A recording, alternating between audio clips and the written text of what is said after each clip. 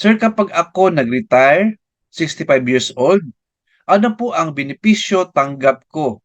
GSIS. Well, friends, ito yung question from our viewer. So I will answer this question in a direct, concise, and with example. Let's get started.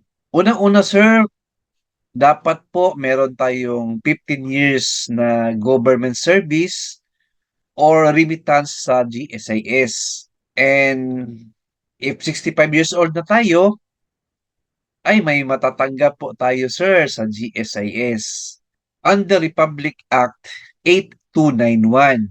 So may dalawang option po tayo, sir. Option 1 po, sir, may matatanggap po tayo na lump sum. 5 years po na basic monthly pension ninyo. And then yung pension po ninyo is after 5 years. Option 2, 18 months po na basic monthly pension ninyo, then mag-pension kayo agad-agad. Yan po ang matatanggap ninyo sa GSIS, sir. Pili lang po tayo kung ano yung option na gusto ninyo. Option 1 or option 2. Alright? So punta agad sa GSIS for application of this benefit po.